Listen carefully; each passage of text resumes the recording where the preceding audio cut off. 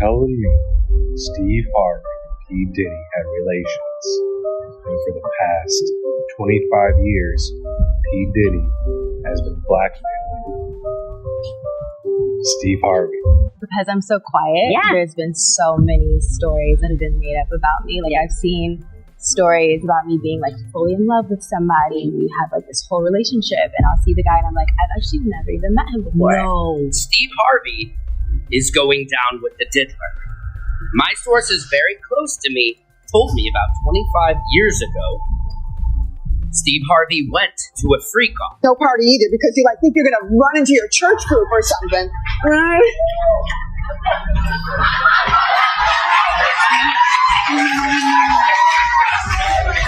This is for the baby's bottom, not for the grown-up's bottom. I'm just saying. My weapon of choice. All of these big dick deviants is all catching hell in 2024. It's up for all of them. It don't matter if you Diddy or whoever you is. TG Jakes, any of them. All lies will be exposed. That's all. Baby oil it just go with everything. You can get baby oil on pizza. I done got it on pizza before. You taste it, you can't even hardly taste it. I had baby oil all around my mouth before. I don't even know what's on there. It's just a baby oil type night. It's just baby oil. Praise the Lord, baby oil. You knew these parties were not okay. They weren't freak-offs. They were satanic ritual orgies. Get it straight. It wasn't just adults in these parties. The adults were responsible for the child that were in the party. And one of those children are me. Cat Williams isn't just a comedian. He's a force of truth in a world built on illusion, a man unafraid to expose the cracks beneath Hollywood's polished surface. Known for saying what most only whisper behind closed doors, Cat has once again ignited chaos across the industry.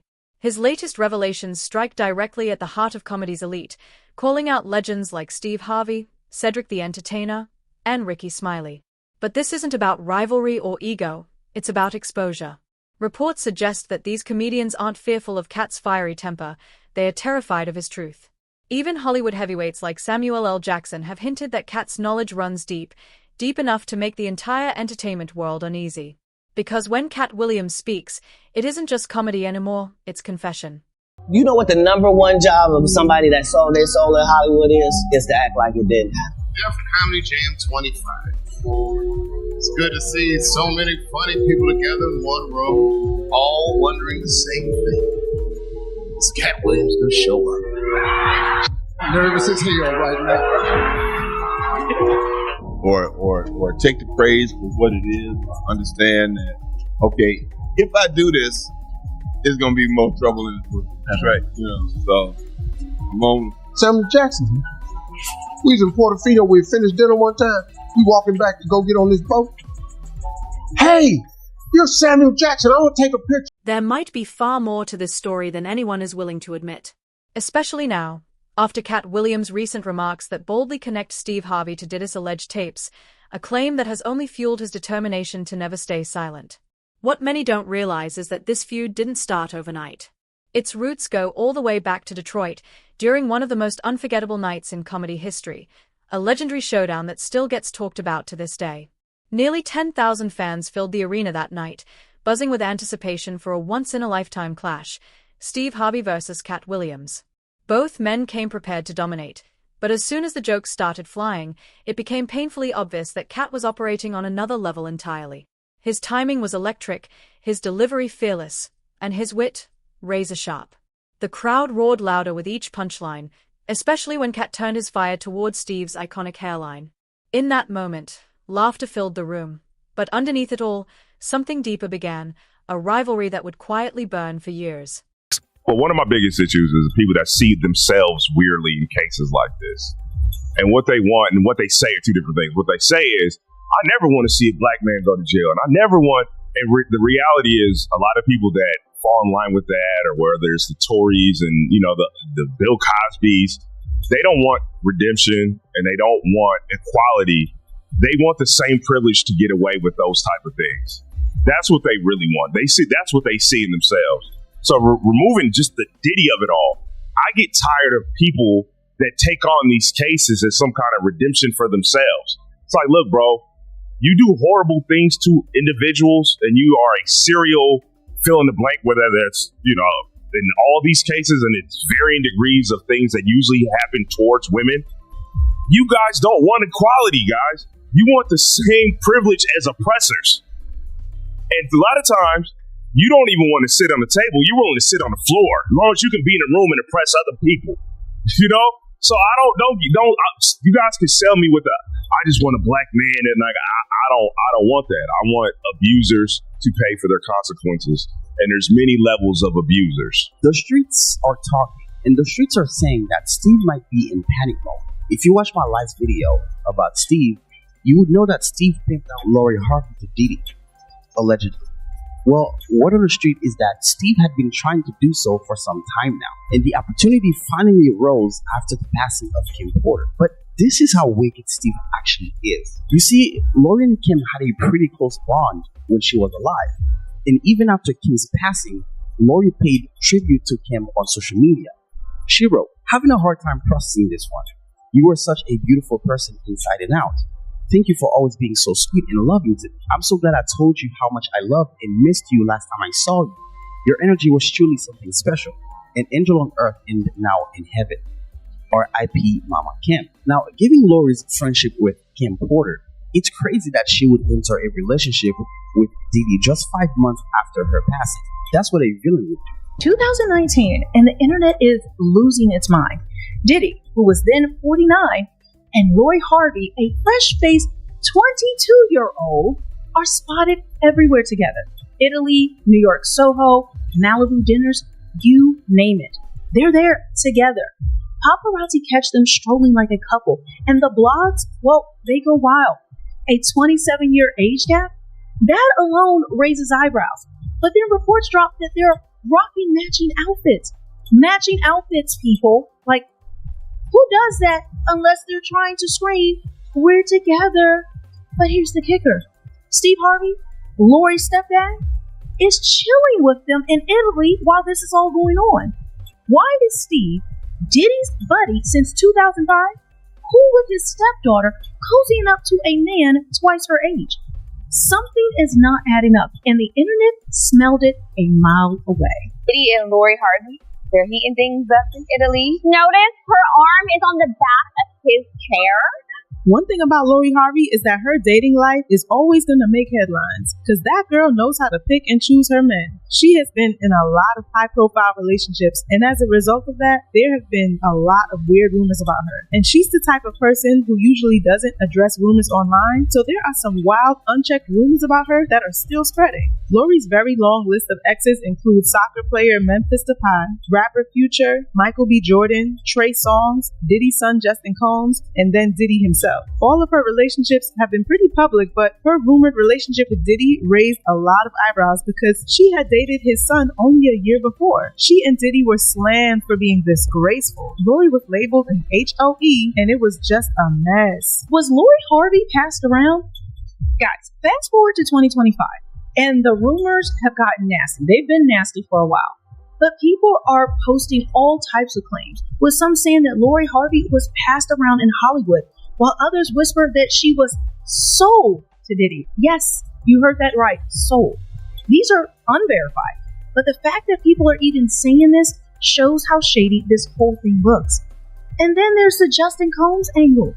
Rumors swirled back in 2018 that Lori was dating Diddy's son, Justin Combs, because their families were so tight. Diddy and Steve go way back, guys. So this is not a stretch, right? Like, I don't think it is. But Lori then shut it down in 2023 in an E! News interview saying, "I've heard I dated a father and son before." Absolutely not true. Okay, Lori. But then why do these rumors keep sticking? Why all the pictures and you very, very snuggled up to Diddy wearing matching outfits? To me, this is screaming a cover-up. After the incident, Harvey slowly stepped away from the raw energy of stand-up comedy, redirecting his focus toward the safer, more polished world of television hosting. To the public, it seemed like a natural career evolution, but behind the scenes, many believed it was something else entirely. Whispers suggested that the shift was fueled not by opportunity, but by embarrassment and a quiet loss of self-assurance after that unforgettable night in Detroit. As the years passed, their images grew in opposite directions. Cat Williams became the embodiment of fearless truth-telling, unfiltered, unpredictable, and unapologetically bold. Meanwhile, Steve Harvey evolved into a symbol of restraint and careful composure, mastering the art of saying just enough to stay liked but never enough to stir trouble. Two men from the same stage, now standing on opposite sides of comedy's mirror. One fueled by chaos, the other by control. Clive Davis, yeah, that's the monster. And the head of Universal Music Group. What's this motherfucker? See, he's put Diddy up, and they sacrificed Diddy. They said, "I take this. We can't be involved." But Diddy's smart. He filmed every. So he was and the freak boy that run Universal Music Group. So he got them on some. Now that's why they raided the house, because they got friends in Homeland Security and the feds. And they said, get there and get them tapes from the blackmailers. That's what I believe is going on. Because Homeland Security, they came in there with tanks down there, motherfucking military, 25 deep, 30 deep for one dancing. Say what? One dancing 50 goddamn troops at his goddamn mansion. It's not Suge Knight, it's Diddy, y'all. He gonna dance him to death? I mean, what the Harvey's up at Diddy were reviewed yesterday by Homeland Security as part of an ongoing investigation into the music mogul, who's been accused of. Now, isn't it ironic that, HSI is there, the military, Homeland Security is, anyway, the militarization of the police department has just gotten out of all these army gear like they going to war at somebody's mansion, right? Now, part two of this. I mean, what? You gonna tear up the man's house? It's just, and you didn't put where you found it. Your sons of your sons is a bitch. I want to know who told the camera crews that they were going down there to raid his house. They already set up, had the satellites, the helicopters that all over the top, the aerial view. I mean, just to, sensationalize the story. This is what I'm saying. Somebody's behind this staged, right? Because if it's really just a quick, fast hit on ain't gonna call the press and say we about to hit Puppy's crib. You're just gonna hit the crib. Have to hear about that through the grapevine and rush down there as quick as they can. But no, we've seen the aerial shot of them driving up and arriving at this crib. Somebody's behind it. Somebody way up the ladder. And I think that ladder is the head of Universal Music Group. Say baby oil! Baby oil!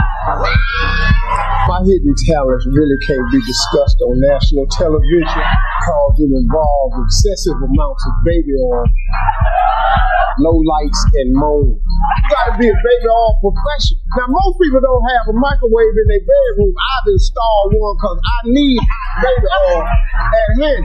Here's a couple of low-budget ways to accomplish it. Run a sink full of hot water and just lay that all the baby oil in there for about 15 minutes. Turn it and let it heat up like that. Here's another way to apply warm baby oil. Take a washcloth, run it under the hot water till you can't stand it anymore. Then wring it out. Then saturate the washcloth with the baby oil. Then take the hot washcloth over there to the baby. Then as you need it, wring it a little bit and go to work. So this is the new story going around.